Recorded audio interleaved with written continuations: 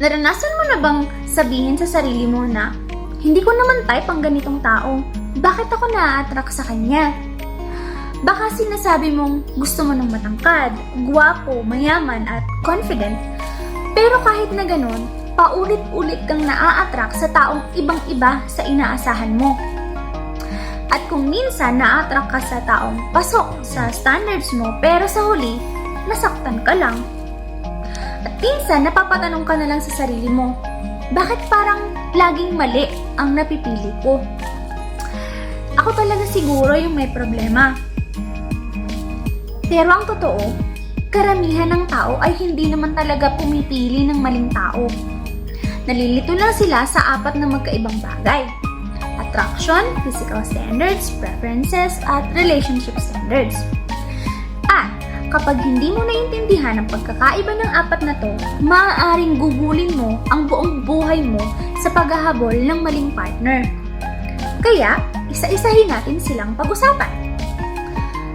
Pero bago tayo magsimula, may isang mahalagang bagay na kailangan mong maintindihan. Marami sa mga pamantayan na akala mo ay sarili mong preferences ay itinanim lang pala ng lipunan sa isip mo.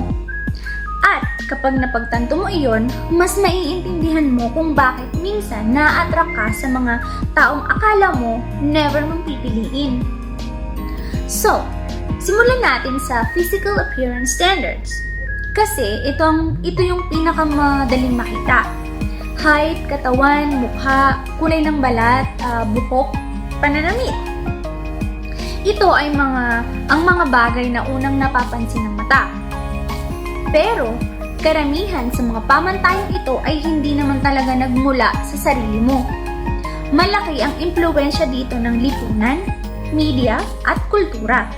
Sa mga pelikula, mga advertisement, social media, palagi nating nakikita ang parehong imahe ng ideal beauty.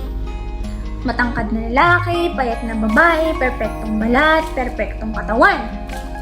At habang tumatagal, unti-unti tayong naniniwala na iyon ang dapat nating gustuhin.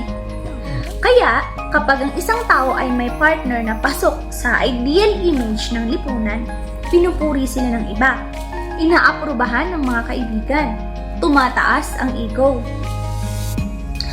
Pero ang tanong, masaya ba talaga ang puso mo? Dahil ang totoo, ang magandang mukha ay hindi otomatikong nangangahulugan ng magandang ugali. Pero, madalas itinuturo ng lipunan na kapag attractive ang isang tao, siguradong mabait, matalino, at magiging mabuting partner. Pero ang totoo, hindi naman laging ganon. At ang malungkot, maraming tao ang nauuwi sa paghahabol ng itsura, habang hindi nila napapansin ang mga bagay na tunay na mahalaga sa isang relasyon. Ngayon, dito na nagsisimulang maging magulo ang lahat. Dahil kahit sabihin ng lipunan kung ano ang dapat mong magustuhan, hindi laging sumusunod doon ang isip mo. At dito pumapasok ang preferences. Ang preferences ay medyo kaiba sa physical standards. Ang preferences ay nabubuo mula sa karanasan mo sa buhay, kung paano ka pinalaki, sa kultura, at sa iyong personalidad. Halimbawa, may gusto ng lalaki na malaki ang pangangatawan dahil feeling nila safe sila dahil kaya silang ipagtanggol. May iba naman mas gusto ang maliliit na pangangatawan dahil natatakot sila sa malaking katawan. May mga taong mas gusto ang tahimik na partner, may iba naman ang gusto ay madaldal at outgoing. May gusto ng ambisyoso, may iba naman gusto ng simple at kalmado.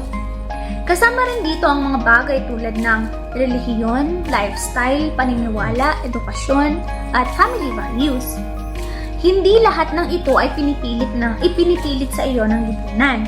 Madalas nabubuo ito mula sa sarili mong karanasan. Pero, kadalasan hindi mo rin lubos na malalaman kung bakit mo gusto ang isang tao. Alam mo lang na gusto mo siya, pero hindi mo maipaliwanag kung bakit. Dahil ang pinaka nakakalitong bahagi, kahit napasok ang isang tao sa physical standards mo at kahit tugma siya sa preferences mo, posible pa rin na wala kang maramdamang connection. At iyon ay dahil sa pangatlong bagay, ang attraction. Ang attraction ay ang emotional pull na nararamdaman mo sa isang tao at kadalasan ito ay hindi conscious. Ibig sabihin, automatic itong reaksyon ng utak. Hindi mo ito pinag-iisipan.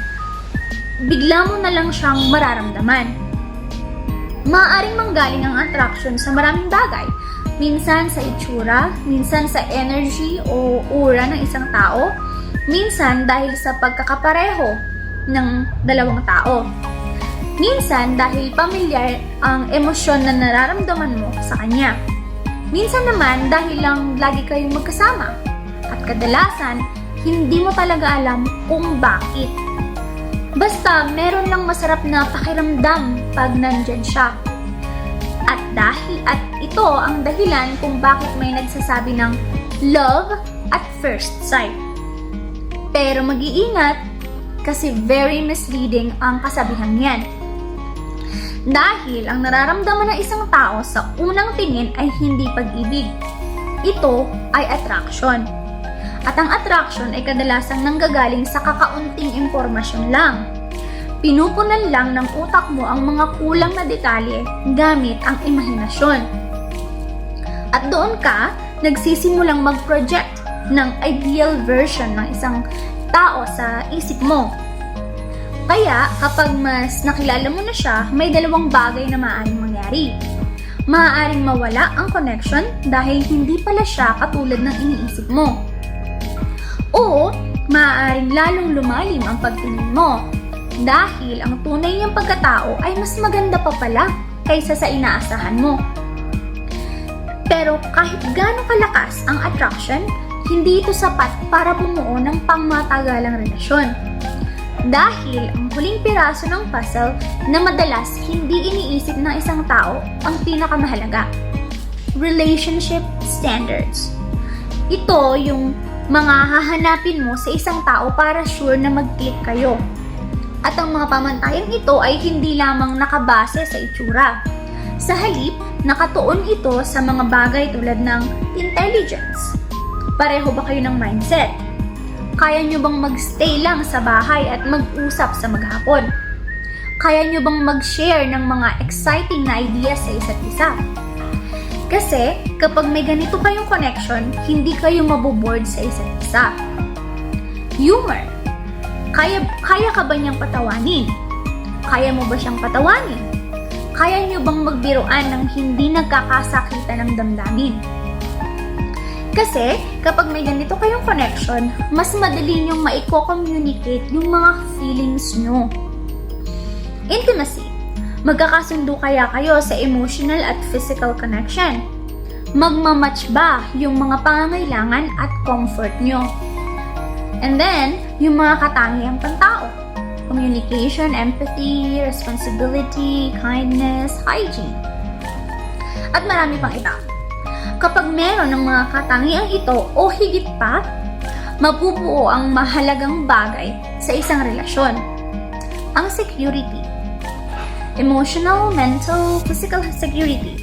At kapag present na ang mga ito, ang respect, loyalty, honesty, at effort ay natural na lang na lumalabas. Hindi na ito nagiging pilit na obligasyon. At dito, nagsisimulang magkaroon ng tunay na pagkakataon ang pag-ibig ay lumugo. Dahil kapag ang isang tao ay tunay na nagpapasaya sa iyo, natural lang na gusto mo rin siyang mapasaya. Nagko-compromise ka, hindi dahil kailangan mo, kundi dahil gusto mo. May technique o paraan para mas maintindihan mo ang sarili mong relationship standards. Isulat mo sila. Gumawa ka ng listahan ng lahat ng bagay na sa tingin mo ay mahalaga para maging maayos ang isang relasyon. Mga bagay tulad ng emotional security, communication, responsibility, empathy, shared values, lifestyle, compatibility. At kapag may nakilala kang tao na na-attract ka, balikan mo ang listahang yon. gamitin mo ito bilang gabay. Pwede mo ring i-rate ang bawat katangian mula 1 hanggang 10, kung saan 5 ang minimum standard na sa tingin mo ay katanggap-tanggap sa isang relasyon. Hindi ito para husgahan ng isang tao na para bang isang produkto.